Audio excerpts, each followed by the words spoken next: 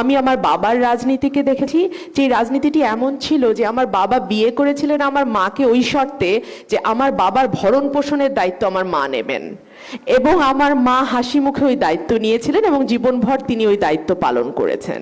আমরা শুনি কম। আজকে এসে মনে হলো এই শোনাটা খুব প্রয়োজন ছিল নিজেকে ঋদ্ধ করবার জন্যে, এবং যাদেরকে নিয়ে কাজ করতে চাই, যাদেরকে নিয়ে এগিয়ে যেতে চাই, যাদেরকে নিয়ে আগামীর বাংলাদেশ রচনা করতে চাই, তারা কি ভাবছে, তারা কি সমস্যার মুখোমুখি হচ্ছে, তারা তাদের দিন কিভাবে কাটছে, এটা আসলে আমাদের জানাটা খুবই জরুরি। সুতরাং আমি আজকে ধন্যবাদ দেব আয়োজকদের এই ধরনের একটি চমৎকার সভার আয়োজন করবার জন্য, যেখানে আমরা বলছি কম শুনছি বেশি। রাজনীতি সবকিছুর মূলে।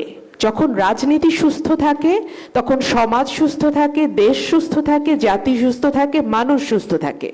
যখন রাজনীতি অসুস্থ হয়ে যায় তখন আর কোনো কিছুই সুস্থ থাকে না। আমি একজন দ্বিতীয় প্রজন্মের রাজনৈতিক কর্মী হিসেবে আমি দুই ধারার রাজনীতিকে খুব কাছে থেকে দেখেছি। আমি আমার বাবার রাজনীতিকে দেখেছি, যে রাজনীতিটি এমন ছিল যে আমার বাবা বিয়ে করেছিলেন আমার মাকে ওই শর্তে যে আমার বাবার ভরণ পোষণের দায়িত্ব আমার মা নেবেন, এবং আমার মা হাসি মুখে ওই দায়িত্ব নিয়েছিলেন এবং জীবনভর তিনি ওই দায়িত্ব পালন করেছেন। আর এখন আমি যখন চারপাশে আমার রাজনৈতিক কলিগদের দিকে তাকাই, আমি বন খেকো দেখি, আমি জমি খেকো দেখি, আমি পাহাড় খেকো দেখি, আমি ব্যাংক খেকো দেখি, আমি টাকা পাচারকারী দেখি, আমি মাদক ব্যবসায়ী দেখি, এবং দেখি রাজনৈতিক কর্মী থেকে শুরু করে একেবারে টপ লেভেল পর্যন্ত। এটা একটা জাতির জন্য আতঙ্কের বিষয়, এবং যতদিন পর্যন্ত রাজনীতির এই সুস্থতা আমরা আনতে না পারবো ততদিন পর্যন্ত আমরা যেই প্রান্তিকতা থেকেই আসি না কেন সেই প্রান্তিকতাকে অতিক্রম করবার ক্ষমতা আমাদের নাই। রাজনীতিকে আগে সুস্থ ধারায় আনতে হবে। আমার বাবাকে আমি রেগুলার জেলে যেতে দেখতাম একটা স্বৈরাচারী সরকারের সময় 80-র দশকে, কিন্তু কখনো আমি এই ভয়টা পাইনি যে আমার বাবা আর ফিরে আসবে না, হারিয়ে গেছে। আমার মা দরজায় দরজায় ঘুরবে যে আমার বাবা কোথায়, এটা না। আমরা জানতাম উনি জেলে আছেন, জেলের মেয়াদ শেষ হলে উনি বেরোবেন। এখন কিন্তু আর সেই দিন নাই, এখন মানুষ হারিয়ে যায়। আমরা যারা বিরোধী দলের রাজনীতির সঙ্গে যুক্ত আছি আমরা ভয়ে থাকি, আমাদেরকে পুলিশ তুলে নিয়ে গিয়ে প্রডিউস করবে তো, আদালতে আমাদের হাজির করবে তো।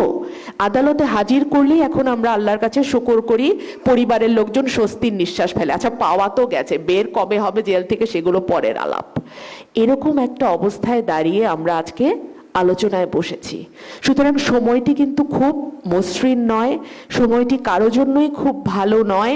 এবং আরেকটি বিষয় যেটা আমি পরিষ্কারভাবে বলতে চাই, যে আজকে উন্নয়ন নিয়ে অনেক আলাপ হয়, উন্নয়ন নিয়ে গত 15 বছরে আমরা অনেক আলাপ শুনেছি।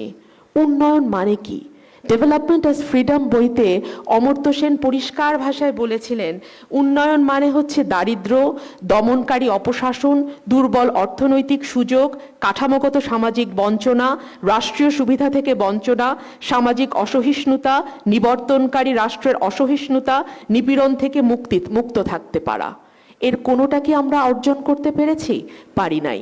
উন্নয়নের সংজ্ঞাকে অতি সংকুচিত করে আমরা কেবলমাত্র কিছু দালান কোঠা নির্মাণ এবং অবকাঠামো নির্মাণ, যেটা আবার কয়েক গুণ বেশি খরচে, সেই সীমাবদ্ধ সংজ্ঞার মধ্যে আমরা উন্নয়নকে নিয়ে গেছি।